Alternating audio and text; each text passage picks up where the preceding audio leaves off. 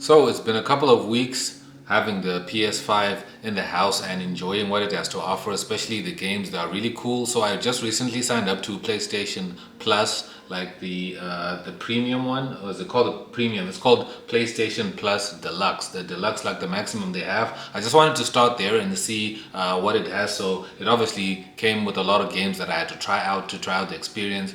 But having the PlayStation has been a really good experience, but I had some issues that I came across that I tried to fix and tried to see how I can get through them. So I wanted to speak about those issues and possibly how I found, how to fix them and how to get around them, because my setup right now connected is my input chain or my input signal, chain or signal flow. My setup is coming from the PS5 going into the TV, and from the TV it goes into the sound bar. So my TV is a 55-inch Samsung TV, and then my sound bar is a Samsung Q800B.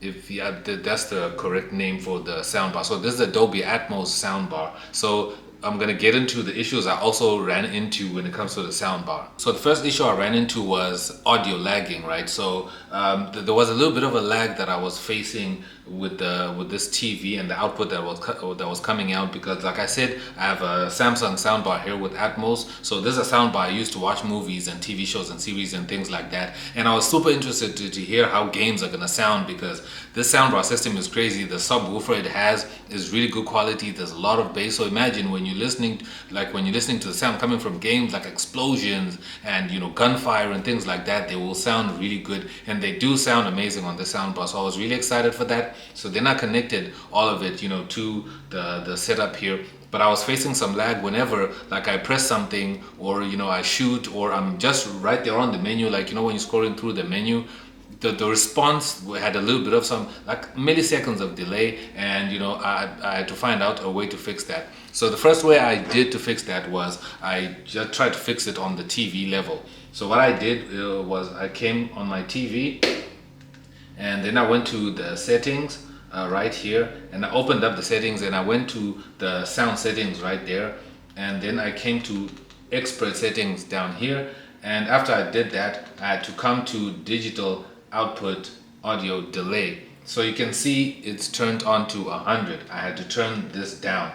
Okay, I'm basically go back in there. So I had to turn this down from 100 to 0, because that's a delay. So now when it's on 0, there isn't much of that audio lag. So when I set it up right here by the audio output audio delay to 0, it fixed the latency issue best. And then the next thing I had to do was I had to come out of here and go on the PlayStation level side, which is the settings right here. I had to go on settings, and then I had to go on sound.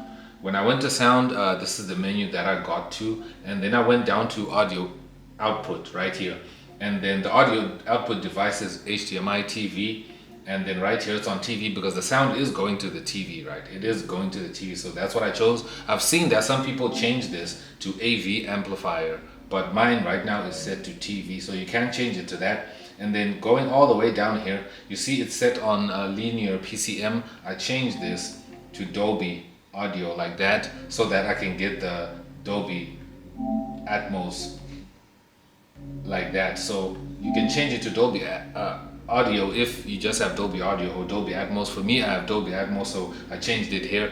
And let me tell you, when I was playing games, it was really sounding amazing. Like if I played Astro's Playroom, like I could hear the flying stuff all around me. The soundbar is beautiful. It's a really great sounding soundbar, so I could really hear all those like 3D effects and things like that. It sounded really great. So the next thing in the settings here was the HDR. The HDR on this is terrible. It doesn't look the best to me. I'm not sure how it looks for you if you have HDR turned on, but this TV has HDR, but I didn't like how HDR was working on the PlayStation 5.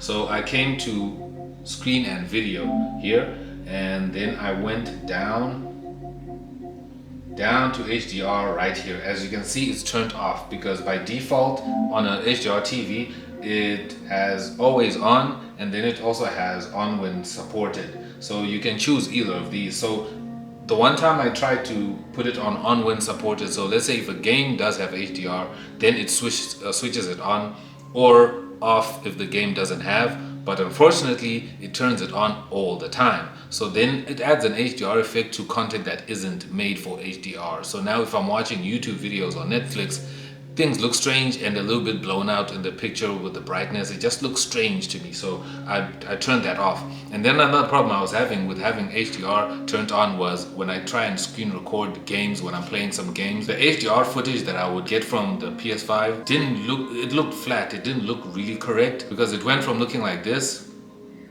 when it's supposed to look like this. So I was like, okay, this is really strange. I didn't like how it looked because when I upload to YouTube, the footage just looked flat. It didn't look right. So that's why I also switched off HDR and made sure that it stays on off. So after the HDR, the one thing that I wanted to also just sort out was the two modes that they have for quality of games. They have performance mode and fidelity mode.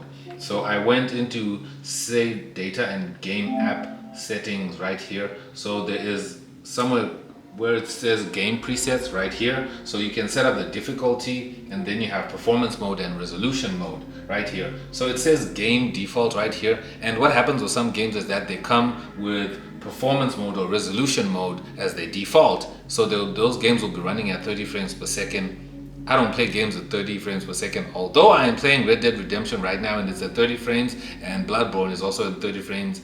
But they are really good games, so you know you can forgive them for that. But most games I want them to run on performance mode where I can get, you know, mostly 60 frames per second. So I just removed that and I changed it to performance mode so that that's the default. But if I see that the game doesn't have it, then it will just run on its native, you know, frame rate, which is usually 30 frames per second. But I just want to keep it there so that it stays like that, so it doesn't mess anything up for me. But overall, these are just the issues that I ran into when it comes to the PlayStation itself. But these are just minor problems, but these can be fixed by going into the settings and just touching up a few things here and there. You let me know how your PlayStation is set up, if there are any settings that you got into that maybe you might want me to change, something that I haven't gotten into and anything like that. But this is how the setup is looking.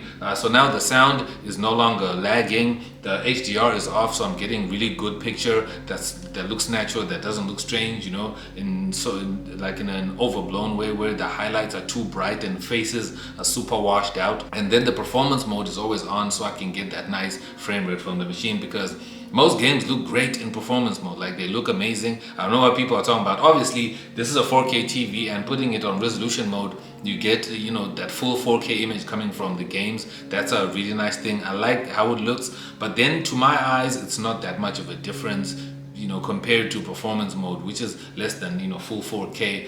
But to me, it looks great. I really don't see the problem. It doesn't ruin the experience of enjoying the game for me, because I mean, 4K is still a really demanding resolution for a lot of systems, unless if you have like a GTX 4090 graphics card, you know, but that's a whole expensive thing. And now they have the PlayStation 5 Pro that they released, which can now push games to 4K at 60 FPS, which is a great thing. You let me know if you're gonna buy that system, or you're just gonna stick to the, you know, the original PlayStation 5. But thank you so much for watching. You can leave a like and also subscribe to the channel. If you have any questions, in the comments down below, I'd love to hear from you. Thank you so much for watching. I'll see you in my next video.